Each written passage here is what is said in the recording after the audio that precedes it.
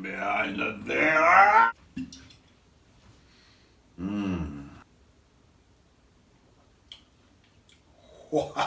Thank you, Chuck and Rose.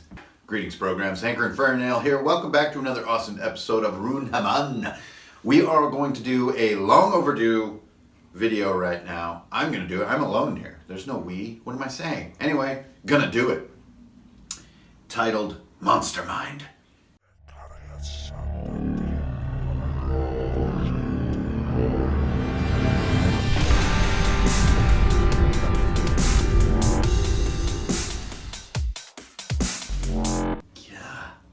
This guy. Monster Mind. Okay, so what is Monster Mind all about? Building a more advanced brain for your high-end monster, such as my Titan Beholder over here. He's hiding right now, by the way. This is him hiding. You can't see him. Work with me on this. This video is called Monster Mind. It's about putting a brain inside your monsters that is more advanced or just more robust than maybe what you've been doing in the past. Now, things like skeletons and goblins and city guards and stuff like this, they do not need a monster mind. It's all good. Just go with it. But for more complex monsters, and especially boss or super difficult monsters, climactic monsters, you want a more advanced intelligence inside your creatures. That's why that's the title of the video. Right? That was the worst throw ever. There are 4 methods that I can identify. Maybe you guys know more. 4 methods that we're going to talk about how to do this task, right? Now, some of them are more obvious than others. Poo! I said poo! Control. All right, this is the default way to run a monster, right? You're the dungeon master, you control the monsters. That's good enough. That's it. That's the way that the whole game works. Now, doing it this way is obviously the simplest and the fastest, the best for improvising, and just the best as your default control mode, right? So you're the dungeon master, you have a pretty good sense of the objectives and the subtleties and the nuance and the knowledge, the secrets and the motivations of the monsters as well as their abilities, so you can run them on your own, correct? Okay, sure. But there's one problem with the DM control method, which is that you enter what I like to call the paradox of fairness. On the one hand, a monster's prime objective is basically to destroy, kill, eat, or remove the player characters, correct? But as the dungeon master, these are your friends. They came over to your house, they brought snacks, you like these guys. And you're going to instantly, whether you realize it or not, enter the fairness paradox. You want a fair game. You don't want to just blow them out of the water. You look in the book and you're like, oh my God, these abilities are brutal. But if I were the monster, I would totally use these. But I don't want to just wipe these guys. We have this other room that I wanted to do, the cool puzzle room, and it's too soon to kill them. A monster would never think to himself it's too soon to kill these guys. He just wants to kill them. And this is what I would call the fairness paradox. You are in a paradox, whether it's high or low level in your conscious or subconscious, the paradox is there. You don't always want to be as savage as a monster can be, and you could be nerfing yourself. Now, on the one hand, nerfing yourself in that way, as the DM controlling the monsters, can be good because, man, you want to hang out with your friends all night, right? You don't want them to get killed in the first 20 minutes and go home. That's not cool. Then you're just sitting in your house, just, you're watching The Mechanic 2. You're just like, oof, I'd rather be playing some D&D right now. DM control. It's the most familiar method. It's the fastest method. It is your default way of controlling your monsters, right? But you're going to be in that fairness paradox, and especially on a colossal monster, a super deadly monster like whatever the hell this thing is. This isn't even a normal beholder. This is a beholder titan. This is a gigantic eye beast is another thing I would call it. This thing should be terribly lethal. But if the dice come up in such a way that it's just the lethality is completely out of hand, the fairness paradox comes up because I'm the one controlling the monster and its responsibility is shared between me and the monster, right? So there's some pitfalls there. But generally, this is how people control monsters in their games. That's the first one. That's easy, right? We're going to get into more interesting ones. The next one is where I originally got the term monster mind. And that is a method that you guys have heard me talk about and have invited you to try. I hope a few of you have dared this frontier. This is the player-controlled monster. So you actually have a friend come over who's not one of your PvE players, one of your player characters, some other friend that's too crazy to invite over that often. You bring her over, and she controls your dragon for that night. All of the decisions of the dragon are then sort of on her, and you're a moderator of the battle. Now, this has some pitfalls and some ups too. On the upside, it is the coolest monster battle you will ever host at your table. I guarantee you. On the downside, it is the most lethal monster battle you will ever encounter. When an actual player, their entire purpose is just to use what's on the paper to kill the other people, and they have all these legendary actions and all this stuff, they will be deadly beyond reckoning. Imagine Vecna in the hands of a player, not in the hands of a dungeon master. You start to see how terrible this could be. A supreme or elder dragon in the hands of a player, taking on 4 player characters. The battle of wills becomes very intense. You need a very groovy, positive vibe at your table to handle that much PvP energy. But you will get the sickest, craziest, most digging your heels in battle of wills that you're ever going to see. So I invite you to try this. But again, this probably isn't something that you can just use all the time. This requires an extra guest at the table. They're probably going to want to join your group.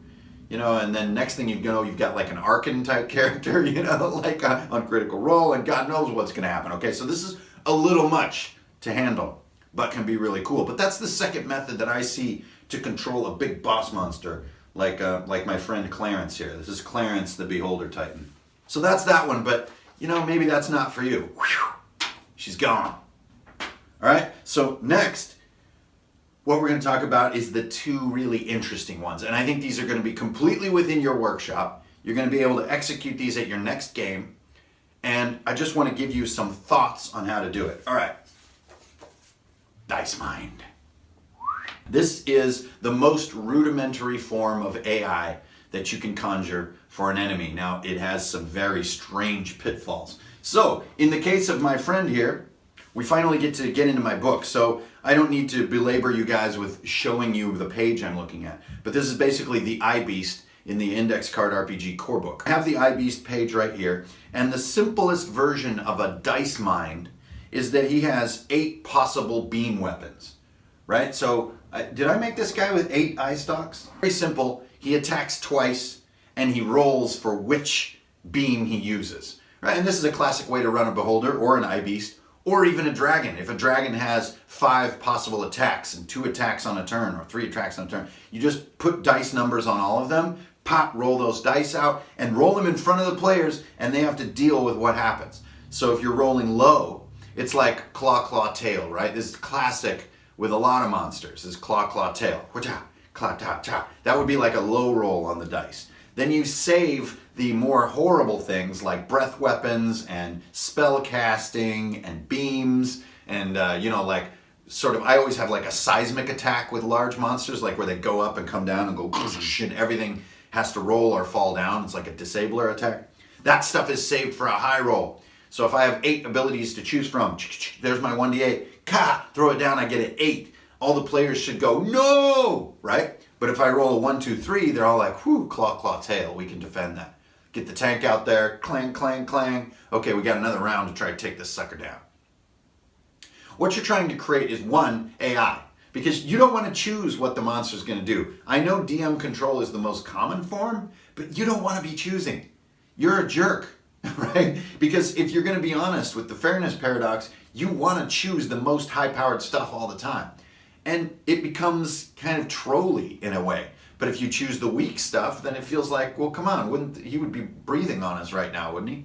The dice takes that responsibility away from you, and then you get that moment of players hanging with suspense on the dice, right? Okay, it's the dragon's attack. No, it's Clarence's attack. Here he goes. Boosh. Now the players, after a little while, are going to know that if I roll X number, it's going to be the death ray. And then the other ones are a little easier to survive. Whatever. If it's the dragon, they know that the high rolls are going to be the seismic attack or the breath weapon, legendary action, whatever. But they start to see it and they dread the outcome of that roll, and that's a really fun moment in the game. That's Dice Mind. Now the up of Dice Mind is what we just talked about, all that fun stuff. freeing you of responsibility, the dread of players feeling you roll what it's going to do next, right? Because you got to do it out in the open. The downside of Dice Mind is that it can be terribly, terribly deadly. So if you roll, say in Clarence's case, let me look. So actually in his case, the 1 is the death ray, which actually isn't even the worst thing. Like he has a magic nullifier, which is a 2 on his roll table. That's almost the worst thing he can cast. So he just nullifies this whole area, like a beholder, just this big cone of anti-magic, right? So let's say that I roll and I just keep rolling that 2 again and again and again. The characters can never get a gap to cast magic. Suddenly they're trying to go up against this thing, just kind of trying to poke at it, right? They don't have a freaking chance, and they can't heal unless they have like some bacon, right? Which they didn't, because I already wore them down in some other battle.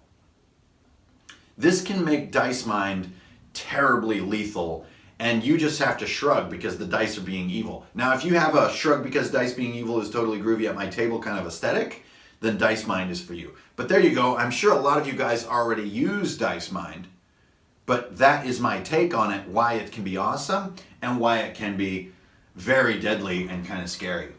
I'm hiding behind this. I'm out here. I'm hiding behind that. I'm out here. Anti-magic ray. Okay, now come on a little closer and let's talk about the 4th and most interesting way, which is to use an AI chart. So let's just, come in, don't be shy. Come on there. Great. The AI chart method. Okay, so here I've got my entry in the book for what this thing can do, what Clarence can do, right? And he's got some terrain, which is represented by these blorps right here, just so I can kind of show you guys some of the ideas, okay? You've got your party members all running around in here. So what I've done is I've whipped up some cards based on what I read in the book, all right? And pretty simple stuff, really. I have 3 real categories here, and I built them off what I read and what I want Clarence to do. One of them is retreat mode. Okay, I've got a chart. One of them is aggressive mode, and one of them is patrol mode. So before we get to retreat or aggressive, this is how things are going to start. This is how he contacts the players. Okay, so then I have sort of his abilities, how I'm going to choose his abilities. But choosing his abilities is only interesting once one of these 3 cards is giving me some guidance. Okay, and if you guys see shapes that I draw, those just represent dice. So a triangle is always a 4, a diamond is always an 8, a cube is a 6, and so forth. Okay, so I'm just going to hold this up. Well, here, let's, we don't need this anymore. Boo! There we go. Okay, so the patrol function of this Beholder Titan basically gives me, as the DM, a little dice-driven or event-driven set of variables that I can cruise around in. Okay, so he's moving through his lair, right? So one thing that you always want in a contact with a huge boss is to sneak up on him, right? I mean, come on, how classic is that, right? So to sneak up on a thing, it kind of implies, well, it doesn't know you're there, and it's kind of doing this, right? I mean, unless the thing is just freaking asleep, which eye beasts never sleep in my world, so much less Beholder Titans. So he's just doing this, and he's like meditating upon his next plot to unmake the world, right? So right here I have a D6 roll, which is Wander and Seek. So once the players are near enough that I feel this matters, I'm going to start rolling. If it's Wander, he just keeps doing this, right? They've got a really good chance of sneaking up on him.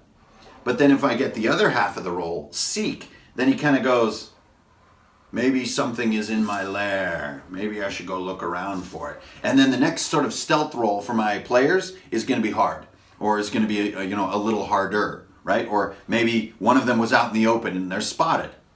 But that roll between wandering and seeking is another one of these high tension rolls, because when he's wandering, he can also go the other way. Here's my players coming up behind him now.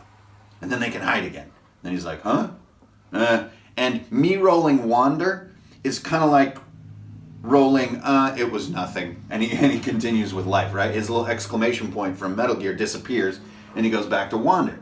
But then I roll blah on the D6, like, roll high, and he goes back to seek, which is like, I swear I heard something. He's got a very human voice for a Beholder Titan. I swear I heard something out here. roll, it was nothing, right? And then using this dice-driven binary behavior, I give the players this chance to kind of observe him, right? And see when there's going to be an opening.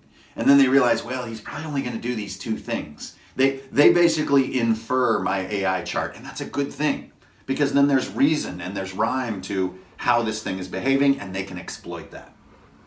So they wait until he goes into wander mode. It's clear because he's not looking for them. He's just kind of going like this. And then they make their move. Okay, and now my patrol card is getting a little more interesting because look, I have a logic gate, and that is detect. So if he does not detect them, no, then he goes back up to wander seek. Wander seek. Does he detect them? No, wander seek. That's a logic gate. If he does detect them, oh, I hear bad guys, or in this case, good guys, which to me are evil. Wait, or enemies. Anyway, his enemies, that's good enough. Yes, then we go down to, I can't read from the back here. Oh yes, does he have the upper hand? And if yes, he'll go aggressive, and if no, he'll go retreat. So I'm done with my patrol card because contact has been made. And I love it when I'm done with things because I can get them off the table and I have less to concentrate on. Now, does he have the upper hand? Okay, so they spot him like someone makes a noise or somebody shoots an arrow or somehow he detects them, right? Now, if they're in a position where he knows, oh man, I've got him, like if they're bunched up is a classic example, right? He knows that he can get them in one beam and he's gonna engage, he's gonna attack, and that's when I wanna use my aggressive AI flowchart.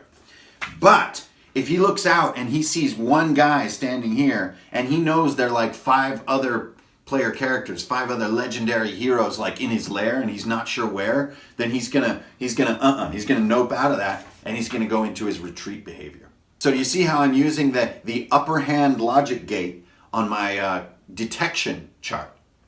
Upper hand is a gate and it either goes yes or no, and then I get to decide.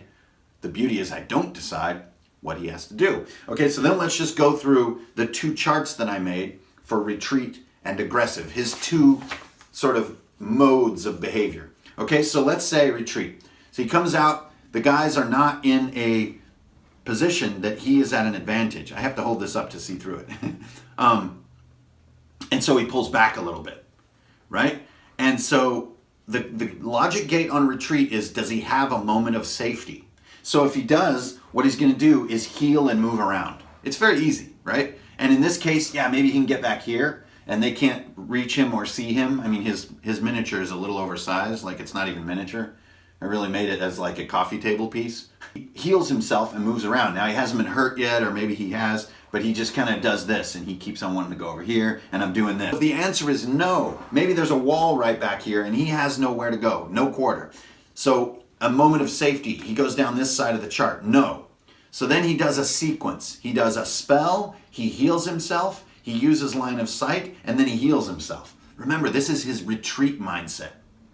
So he casts a spell. I've got 4 spells written down in here. This is his stuff. What they are is not that interesting. Heal, fear, invisibility, and corrode.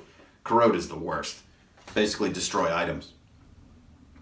So he's in retreat mode. He's like, I don't like the conditions of this fight. So he casts a spell, corrode, whoop, somebody loses their sword. Then he heals himself, whoop. Then he uses line of sight like this to at least evade 1 or 2 attacks. Then he heals himself again. He'll keep doing this until he can find a feeling of safety. What is a feeling of safety? It's usually if the players use a turn not attacking him. He has a moment of safety, and now, okay, he kind of maybe just goes into this. Now here's the best one. Line of sight has a no logic gate on it. So let's say he's battling. Do, spells, heals, whatever. Now normally he'd go like this, right? And then repeat his retreat behavior. But if through player maneuvering, players get around here or up high, or they destroy this, actually that's the coolest one. Now he has no line of sight to use. He goes down there, no line of sight. If so, aggressive. I'm gonna go all in, okay? So that's the retreat behavior. We can get rid of that. His abilities. Now, here's the fun one, aggressive. Okay, this one, the opening gate is, does he have half or more hit points? Yes, it's that simple. If he's above half, he does 2 beams. He tries to use line of sight. He casts a spell and then he uses bite. And he does them in that order every single time. Why? That's so boneheaded. because you want players to start to figure this rhythm out. It's how they know when to hide and when to tank him. They can tank the bite. They can actually jump up on him when he's trying to use line of sight, right? He actually uses one of his actions to pull back and look for cover. That's their chance to be aggressors. After he does this pattern probably twice, if they're still alive, they'll learn this pattern and they'll start using it, and that's when you've got a really cool fight on your hands. Okay, so they learn it, they use it, they're battling him, he finally gets below half HP, so now I'm on this side of the tree. So he goes 2 beams and then go to retreat mode. And that's why I kept this card on the table, just like that. He casts 2 beams, and then he goes back into his lair, and then he looks for the logic gate here, which is a moment of safety. So if the characters don't pursue, then he has yes, moment of safety, he does heal and move. In this case, he's just completely leaving. He's like flying down a corridor trying to get away while healing himself. So frustrating to have an enemy do that. So there you go, you guys. That's retreat and aggression in my Beholder Titan. Just one last time, these are his abilities. So I have a 1, 2, 3 selector on does he cast beams, does he move or use a spell, which I may not even need that because my AI was so thorough. And then I have 2d8 to choose beams, and then here are the 4 spells that he has, which can also be chosen by a dice. So you can blend your dice mind and your AI chart very simply by doing this kind of stuff. Okay, and then there's the entry that I've been running off of for the iBeast.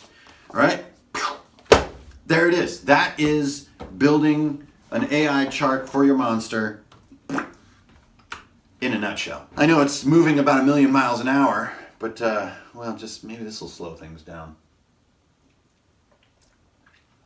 Man, that is just out of this world. There you go. That is making an AI chart for your monster. And I took those abilities and those pieces all right out of my monster entry. I think even just the act of taking the details out of the book and binding them down onto cards is a great way to commit them to memory, because as we all know, complex monsters, you're trying to read what they're doing onto the table while you're reading, very difficult. So as you boil that work onto index cards, I think it helps to put it in your brain, and it's going to give you more improvisational space when you're running your big guy. All right, that's it, guys, for Monster Mind. Hanker and Farinale right here. This is Runehammer. Strength, honor, the 2 fists that come together to form beer.